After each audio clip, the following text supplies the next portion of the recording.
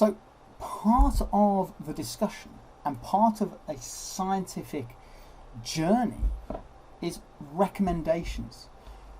One of the things that grows from doing your scientific work and writing these reports is that you recognise where future work should go. And one of the things to state is a recommendation is not the opposite to a limitation. It's not a case of, well, if you eliminate the limitations or eliminate the weaknesses. That is not what recommendations are about.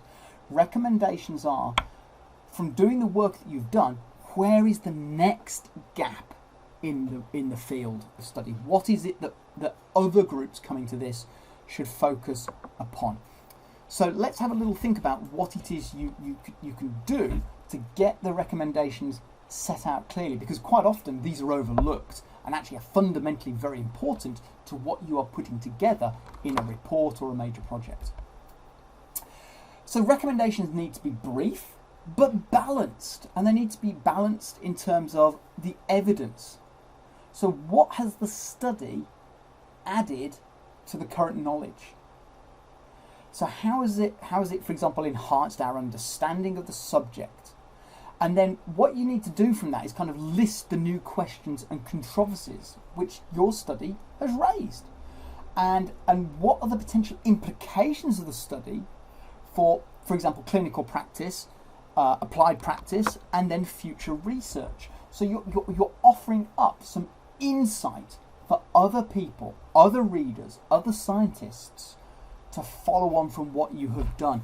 You do not view this as something which is, well, I've got to do it. It's fundamental, because unless we provide the recommendations, there is no kind of end to the journey in terms of the scientific inquiry that you're putting together. And having recommendations allows other scientists to follow on from what you've done. So let's briefly see this in action. Remember, this is a 1,000-word report, so it's got a very, very small recommendation. But one of the things here is that there are a number of issues that were raised in the context of this study. So one of the issues that was raised was up here. So it was written, however, it is conceded that the dimensions of the hand were not controlled for, as highlighted by Clerk, and Adams, potentially impacting on the veracity of the data. And secondly, it was also acknowledged that the recovery between trials was not controlled for, which could have impacted on the development of fatigue.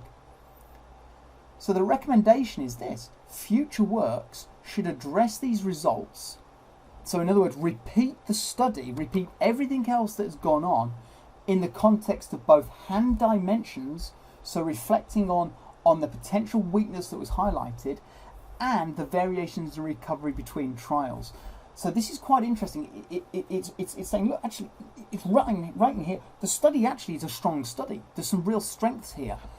But future works need to recognise that where there are potential gaps in our understanding relate in this context in terms of the hand dimensions and the recovery between trials.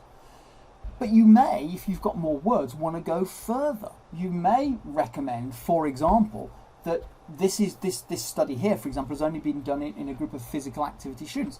Do these results actually relate to, for example, other population groups? Do these results relate to children or adolescents, or do they relate to an elder population group?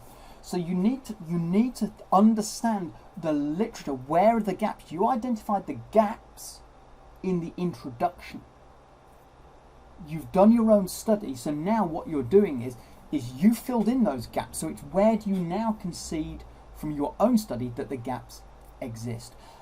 And it's so important to make that really clear in the context of what has been reported. So it shouldn't come out of the blue. It shouldn't suddenly come from left field and the reader's going, well, where did that recommendation come from? It should be possible to read the report and the reader to pretty much guess what your recommendations are going to be.